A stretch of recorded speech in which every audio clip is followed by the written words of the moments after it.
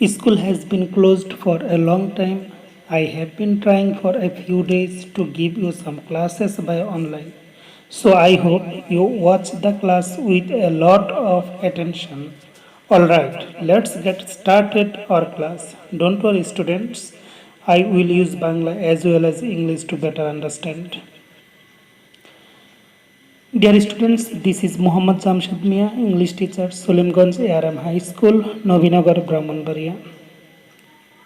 Our today's class is English second paper class and our today's topic is changing sentence. Okay, dear students, now we will know about learning outcomes. Learning outcomes. After completing the lesson, students will be able to talk about changing sentences, change the sentences according to direction.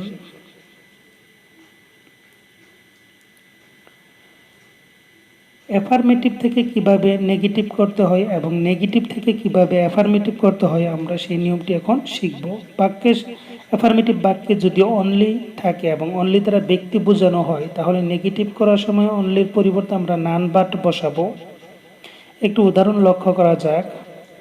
Only Allah can help আস, এখানে only দ্বারা আল্লাহকে বোঝানো হয়েছে, অর্থাৎ only শব্দটি দ্বারা ব্যক্তিবাচক বোঝানো হয়েছে। নেগেটিভ করলে হবে none but Allah can help us.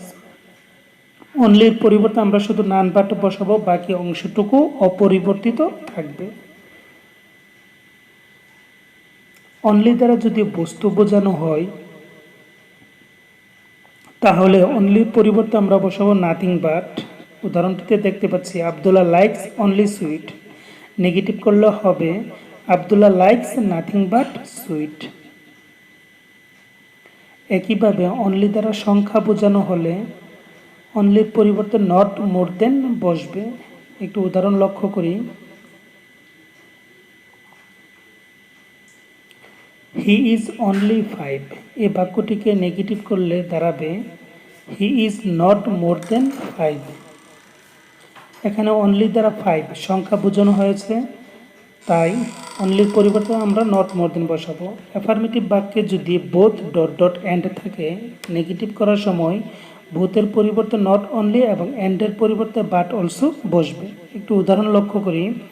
They give me both honour and dignity, এই বাক্যে বোথ এবং এন্ড রয়েছে, তাহলে এই বাক্যটিকে নেগেটিভ করতে হলে আমরা বোথের পরিবর্তে নট অনলি এবং এন্ডের পরিবর্তে বাট অলসো বসাবো। উদাহরণটি দেখা যাক। They give me not only honour but also dignity, এখানে বোথের পরিবর্তে নট অনলি, এন্ডের পরিবর্তে বাট অলসো বসানো হয়েছে।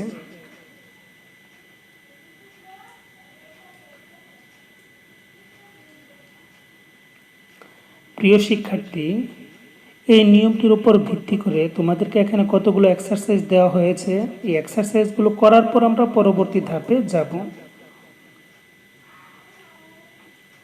এবার শিখব কিভাবে অ্যাফার্মেটিভ থেকে ইন্টারোগেটিভ করতে হয়। অ্যাফার্মেটিভ থেকে ইন্টারোগেটিভ করার যে নিয়মটি, সেই নিয়মটি এখন আমরা দেখব।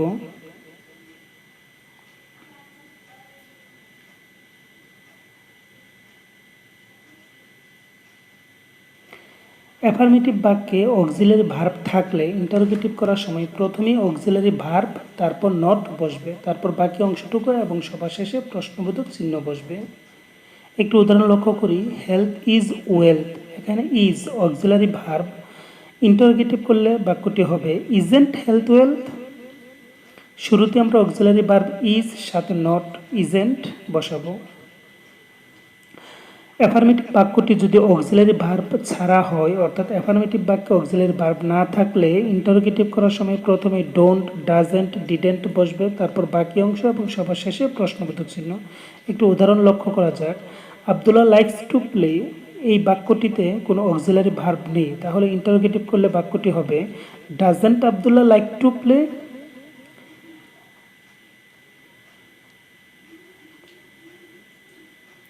এই নিয়মটির উপর ভিত্তি করে এখানে আরও কিছু এক্সারসাইজ দেওয়া হলো। প্রিয় শিক্ষার্থীরা, তোমরা অবশ্যই এই এক্সারসাইজগুলো করবে।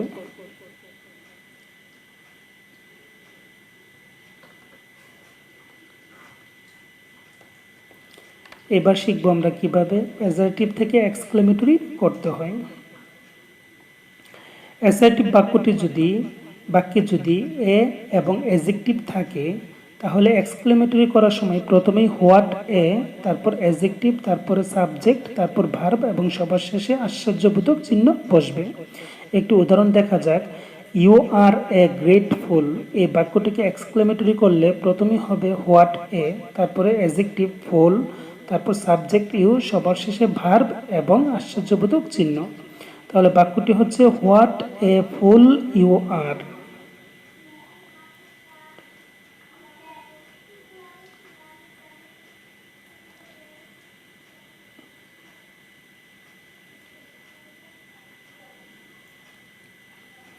আমরা আরেকটি নিয়ম দেখতে পাচ্ছি dear students, subject plus verb dot dot adjective, অর্থাৎ অ্যাসার্টিভ বাক্যে যদি এ না থাকে তাহলে এক্সক্লেমেটরি করার সময় প্রথমে আমরা হাউ বসাবো, তারপর অ্যাডজেক্টিভ, তারপর সাবজেক্ট, তারপরে ভার্ব এবং সবার শেষে আশ্চর্যবোধক চিহ্ন। একটু উদাহরণ দেখি। The bird is very beautiful.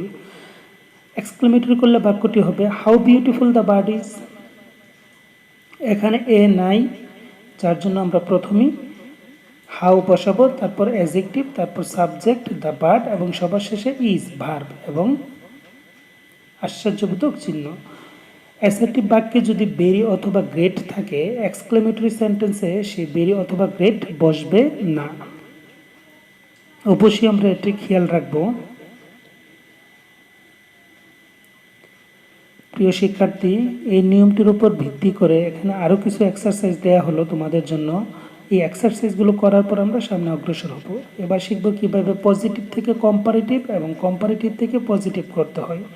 Positive বাক্যের শুরুতেই থাকবে নো আদার, তারপর থাকবে নাউন, তারপর একটি ভার্ব ইজ, তারপর থাকবে এজ, পজিটিভ ফর্ম, তারপর আবার এজ এবং বাক্যের শেষে থাকবে নাউন অথবা প্রোনাউন। একটি উদাহরণ দেখা যাক। No other city is as busy as Dhaka. এখানে প্রথমে রয়েছে নো আদার, তারপর noun city, is, verb, as, positive form busy, as এবং সবার শেষে আরেকটি নাউন ঢাকা। এই বাক্যটিকে যদি আমরা কম্পারেটিভে পরিবর্তন করি তাহলে নিয়মটি দেখে নিই। পজিটিভ বাক্যের সবার শেষে যে নাউন প্রোনাউন ছিল কম্পারেটিভ বাক্যে সেটি প্রথমেই বসবে নাউন প্রোনাউন, তারপর ভার্ব ইজ, তারপর পজিটিভ ফর্মটির কম্পারেটিভ ফর্ম বসবে নো আদারের পরিবর্তে দেন এনি আদার এবং সবার শেষে নাউন বসবে। তাহলে প্রথমে আমরা বসাবো noun pronoun is, comparative form than any other এবং শেষে নাউন। তাহলে পজিটিভ উদাহরণটিকে কম্পারেটিভ করলে দাঁড়াচ্ছে Dhaka is বিজিয়ার than any other city. এই নিয়মগুলো বারবার আমরা পড়ব এবং এক্সারসাইজগুলো বারবার চর্চা করব, তাহলে নিয়মগুলো আমাদের জন্য শিখতে খুবই সহজ হবে। এই নিয়মটির উপর ভিত্তি করে এখানে আরও কয়েকটি এক্সারসাইজ দেওয়া হলো। প্রিয় শিক্ষার্থী, তোমরা এগুলো অবশ্যই করে পরবর্তী ধাপে অগ্রসর হবে। এবার শিখবো আমরা কিভাবে সিম্পল থেকে কমপ্লেক্স করতে হয়। উদ্দেশ্যমূলক সিম্পল সেন্টেন্স হলে যেমন he works hard to prosper in life, এই বাক্যটিকে কমপ্লেক্স করতে হলে আমরা টু এর পরিবর্তে so that, subject, can, could, may, might বসাবো। তাহলে এই সিম্পল সেন্টেন্সটিকে আমরা কমপ্লেক্সে পরিবর্তন করলে দাঁড়াবে হি ওয়ার্কস হার্ড। সো দ্যাটের টুর পরিবর্তে আমরা বসাবো সো দ্যাট, তারপর সাবজেক্ট হি এবং সাবজেক্ট অনুসারে ক্যান, বাকি অংশটুকু অপরিবর্তিত থাকবে prosper in life. He works hard so that he can prosper in life. আমরা কমপ্লেক্স থেকে সিম্পল করার আরেকটি নিয়ম দেখব। ইফ দ্বারা শুরু হলে এবং বাক্যটি নেগেটিভ হলে একটি উদাহরণ দেখা যাক। If you do not work hard you will not prosper in life. বাক্যটি ইফ দ্বারা শুরু হয়েছে এবং বাক্যটি একটি নেগেটিভ বাক্য। এরকম বাক্যকে কমপ্লেক্স থেকে সিম্পল করতে হলে ইফ এর পরিবর্তে উইদাউট বসবে এবং পরবর্তী ভার্বের সাথে আইএনজি যোগ করতে হবে। তাহলে বাক্যটি দাঁড়াবে without working hard you will not prosper in life, অর্থাৎ শেষের অংশটির কোনো পরিবর্তন হবে না।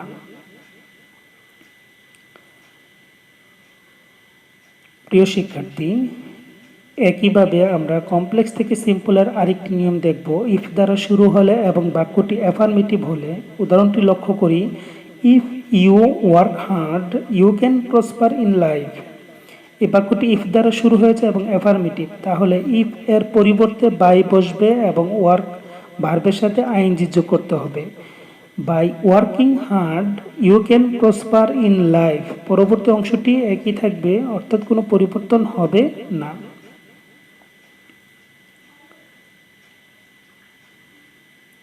প্রিয় শিক্ষার্থী, এই নিয়মগুলোর উপর ভিত্তি করে তোমাদেরকে এখানে আরও 9টি এক্সারসাইজ দেওয়া হলো। এগুলো করলেই আমাদের এই নিয়মগুলো খুব সহজভাবে শেখা হয়ে যাবে এবং এই এক্সারসাইজগুলো করার পর আমরা পরবর্তী ধাপে যাব।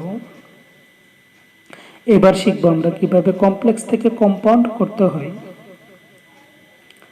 কমপ্লেক্স সেন্টেন্সটি যদি সিন্স দিয়ে শুরু হয়, উদাহরণটি লক্ষ্য করি, since the old man was weak he could not go to the court.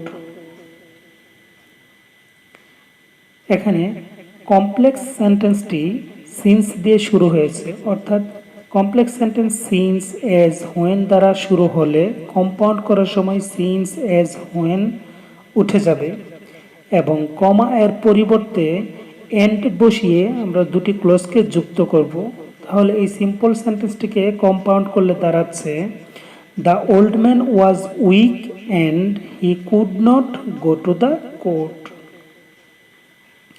এই নিয়মটির উপর ভিত্তি করে এখানে আরও 3টি এক্সারসাইজ দেওয়া হলো। প্রিয় শিক্ষার্থী, আশা করি তোমরা এগুলো করে তার পরবর্তী ধাপে যাবে। প্রিয় শিক্ষার্থীরা, এবার আমরা শিখব কিভাবে অ্যাক্টিভ থেকে প্যাসিভ এবং প্যাসিভ থেকে অ্যাক্টিভ করতে হয়। অ্যাক্টিভ থেকে প্যাসিভ করার জন্য প্রথমেই অ্যাক্টিভ ভয়েসের অবজেক্টকে সাবজেক্ট করিয়া বসাইতে হবে।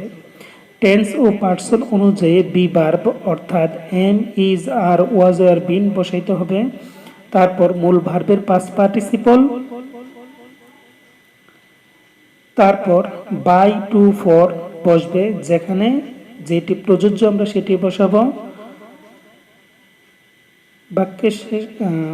তারপর অ্যাক্টিভ ভয়েসের সাবজেক্টকে অবজেক্ট করে বসাইতে হবে। প্রিয় শিক্ষার্থীরা, আমরা স্ক্রিনে অবজেক্ট সাবজেক্টের কিছু অবজেক্টিভ রূপ দেখতে পাচ্ছি, এগুলো আমরা শিখে নিব। একটি উদাহরণ লক্ষ্য করি, they waste their valuable time idly. এখানে they subject, waste verb, their valuable time object, idly একটি অতিরিক্ত শব্দ। এই উদাহরণটিকে যদি আমরা প্যাসিভ করি তাহলে দাঁড়াচ্ছে their valuable time is wasted idly by them, অর্থাৎ প্রথমেই আমরা অবজেক্টটিকে বসালাম দেয়ার ভ্যালুয়েবল টাইম, তারপর ভার্ব, বি ভার্ব, ইজ এবং সবার শেষে তারপর B3 ওয়াস্টেড অতিরিক্ত শব্দ আইডলি বাই এবং সবার শেষে যে সাবজেক্টের অবজেক্টিভ রূপ দেম সেটি বসাবো। তাহলে বাক্যটি দাঁড়াচ্ছে their valuable time is wasted idly by them. প্রিয় শিক্ষার্থীরা, এই অ্যাক্টিভ প্যাসিভ নিয়মটির উপর ভিত্তি করে এখানে তোমাদেরকে আরও 5টি এক্সারসাইজ দেওয়া হলো। এই 5টি এক্সারসাইজ করলে আমরা সহজভাবেই কীভাবে অ্যাক্টিভ থেকে প্যাসিভ করতে সেটি শিখতে পারবো। প্রিয় শিক্ষার্থী, এই পর্বে তোমাদের জন্য থাকবে একটি হোমওয়ার্ক। অবশ্যই আমরা এই হোমওয়ার্কটা বাসায় বসে বসে করব এবং এটি করতে গিয়ে কোথাও কোনো সমস্যা হলে অবশ্যই আমরা কমেন্টে উল্লেখ করব। যদি কারো কোথাও সমস্যা হয়, আশা করি তোমরা অবশ্যই ভিডিওর কমেন্টস বক্সে উল্লেখ করবে এবং কার কতটি হয়েছে, আজকের ক্লাসটি কীরকম হয়েছে অবশ্যই তোমরা জানাবে। পরবর্তী ক্লাসের জন্য অপেক্ষা করো। Dear students, thanks to all. No more now. Stay home. Stay safe. Thanks to Almighty Allah and pray for me pray for all the Muslim Ummah. May Allah bless you.